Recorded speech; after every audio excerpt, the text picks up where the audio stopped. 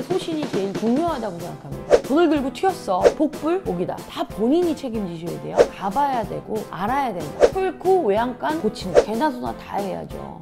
안녕하세요. 놀러온 언니와 부동산 할래. 놀러본 언니와 부자 될래. 놀부 여지영입니다.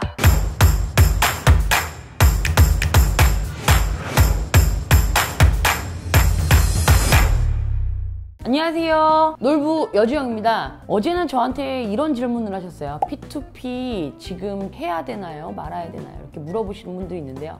투자는 개인의 소신이 제일 중요하다고 생각합니다. 어떤 거가 되든지 간에 본인이 알고 공부하면 되거든요. 부동산도 전체적인 거를 볼 필요 없이 내가 할 수 있는 거에 대해서는 공부를 하시고 들어가셔야 돼요. P2P도 마찬가지거든요. 지금 사실 비트코인으로 우리나라가 엄청난 열풍이 있었는데 지금 비트코인이 잠잠해지니까 제2의 차선책으로 P2P를 많이 제안받으시고 하려고 하시는 것 같아요. 근데 P2P도 잘 알아보고 하시면 요즘 같은 저금리, 은행권 대출은 고금리지만 사실 내가 은행에다가 예금을 해놓는다고 해서 은행 이자를 많이 받는 게 아니잖아요. 똑똑한 사람들이 시작했다 해서 P2P가 갑자기 입소문을 타고 많이들 지금 시작했는데 현재는 500만 원 한도에서 지금 1000만 원 한도로 개인 투자자들이 늘었어요. 금액 한도가. 근데 P2P를 하실 때 꼭 아셔야 되는 게 P2P가 종류가 많죠. 요즘 그래서 부동산 P2P를 많이 하세요. 그게 조금 더 안정적이지 않겠냐. 저희한테도 이제 제안이 많이 들어오고 하시지만 P2P는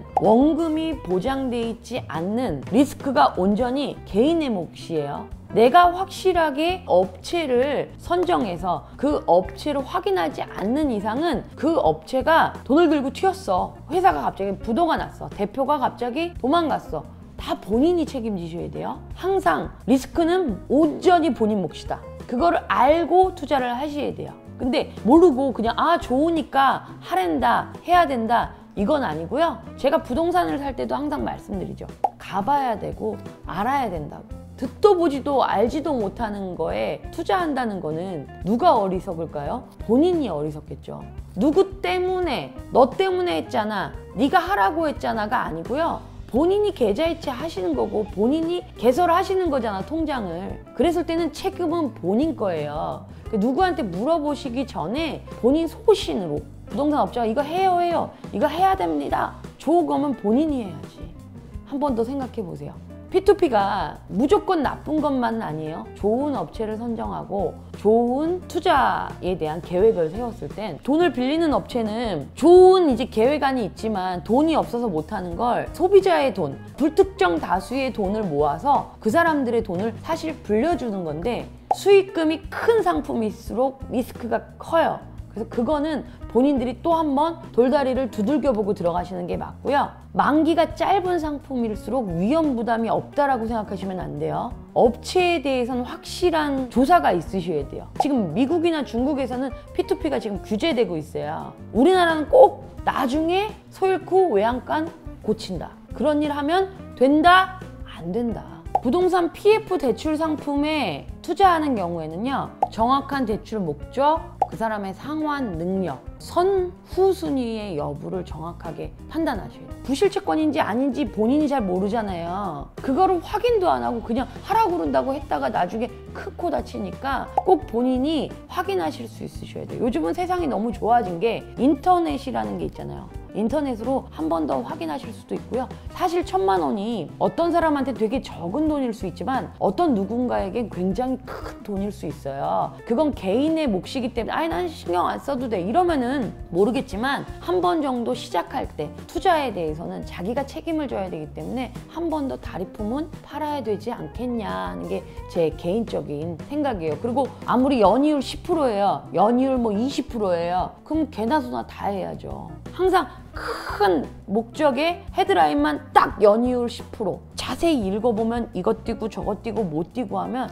사실 남는 것도 별로 없는데 리스크는 온전히 누구 목? 개인의 목. 그렇기 때문에 항상 본인이 세전세후도 확인하셔야 되고요. 어떤 업체인지도 본인이 확인을 하셔야 되고 누가 봐도 부실채권이야. 누가 봐도 아닌 업체를 선정해놨어. 저희는 전문가니까 알잖아요. 근데 거기에 속는 분들도 있더라 이거예요. 제가 제일 크게 말씀드리는 건 P2P는 원금 보장이 안 돼요. 오로지 개인의 몫이다. 그것만 알고 하시면 돼. 대신 수익률이 높잖아요. 우리가 주식도 마찬가지지 않을까요? 공격적으로 투자를 했을 때 손실도 있는 반면 대신 그만큼의 투자 수익도 볼 수 있잖아. 그러니까 복불복이다. 자, 이제 정리를 해볼까요? P2P 상품 선택과 업체 선정이 P2P 투자 성공을 좌우한다. P2P 업체 선정을 하는 기준의 유의사항 3가지를 정리해 보겠습니다. 첫 번째, 분산 투자. 분산 투자라는 건 뭐냐면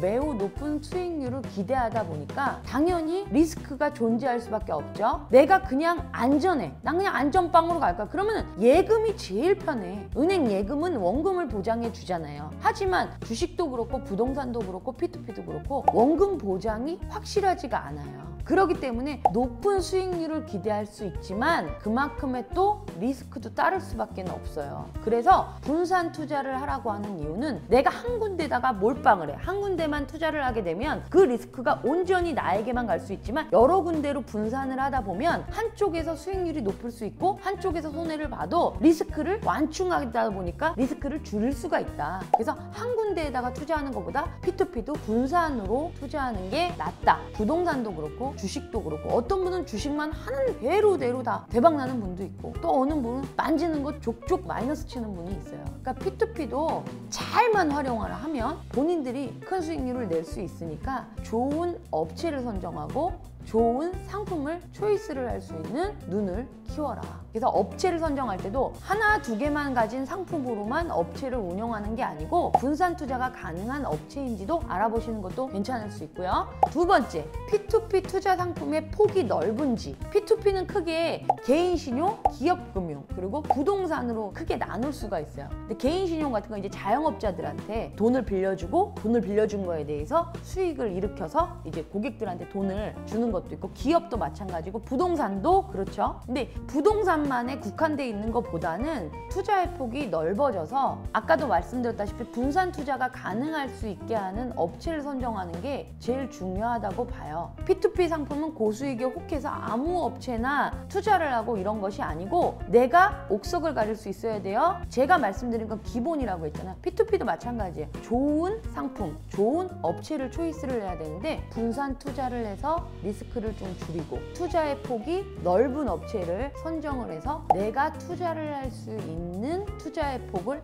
넓혀라. 그리고 제일 중요한 건 리스크. 그 업체가 리스크를 얼마만큼 줄여서 가지고 가느냐. 그 업체를 확인할 때는 대출 받기 전에 그 업체의 신용과 또 대출을 하고 나서 그 업체의 상환 능력을 확인하는 것도 중요해요. 우리가 P2P를 일으키기 전과 P2P가 나가고 나서 상환 능력과 부실 채권이 있는지 없는지 확인하시는 것도 제일 중요해요. 그냥 딱 했으니까 마라 이게 아니고 그때마다 확인하시는 게 제일 좋겠죠? 또 금융감독원에 인증돼 있는 업체인지 아닌지를 확인하는 게 제일 중요하겠고요. 자, 유의사항 3가지를 말씀드렸어요. 분산 투자 가능한지, 두 번째, 투자의 폭이 넓어서 내가 초이스할 수 있는 상품이 많을수록 본인의 선택의 폭이 넓어지겠죠?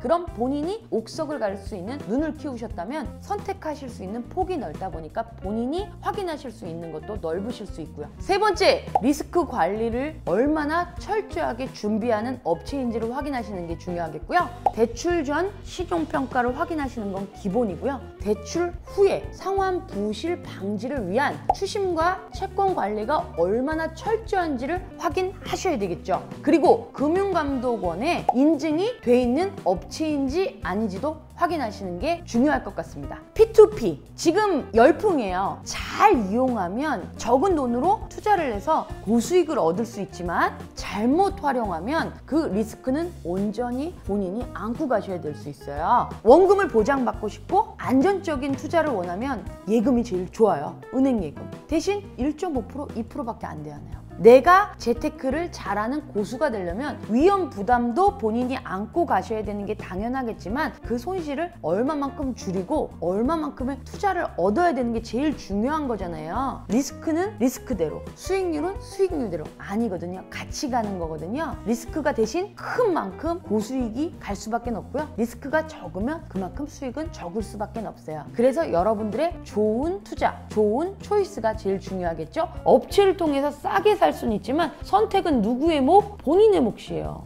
놀부 가족들 제발 부탁드릴게요. 당신 말만 믿었어요. 당신이 하라고 했어요. 이랬어요 저랬어요 남 핑계 대는 7살짜리 어린아이 아니잖아요. 제가 대신 성인들을 신생아라고 표현하는 건 부동산에서만 신생아로 이제 시작되시는 거지 본인들 위치에서 저보다도 더 멋지신 분들이라고 저는 그렇게 알고 있어요. 그렇게 믿고 싶고요. 그런 분들이 누구 말에 휘말려서가 아니고 본인의 소신껏 무슨 투자든 하시길 바랄게요. 저는 대신 조력자가 될 수 있고 조언을 해줄 수는 있어요. 최고가 돼 있는 사람의 조언은 들을지언정 이 사람이 하라고 했어. 절대적인 신은 아니잖아요. 신도 바른 길로 인도는 해주지만 너 이거 해 저거 해는 아니었거든요. 선택은 본인 몫. 오늘은 본인들이 걱정하시는 게 뭔가 생각할 때 본인의 걱정 수순으로 생각하세요. 신생아가 대학생하고 친구가 될 수 있다? 저는 없다고 생각해요. 신생아가 대학생까지 갈 때까지 저는 뒤에서 밀어주고 앞에서 끌어주고 옆에서 손잡아주는 놀부 언니예요. 놀부 언니 말은 들어주면 좋은 거지만 놀부 언니의 말이 절대적인 건 아니니까 항상 개인의 소신, 의지 모두 다 개인의 몫이다. 놀부 가족분들은 현명하시고 어리석은 분은 되지 않기를 바랄게요. 좋은 영상이라고 생각하시면 좋아요, 구독, 알림 잊지 마세요. 오늘도 부자 되자!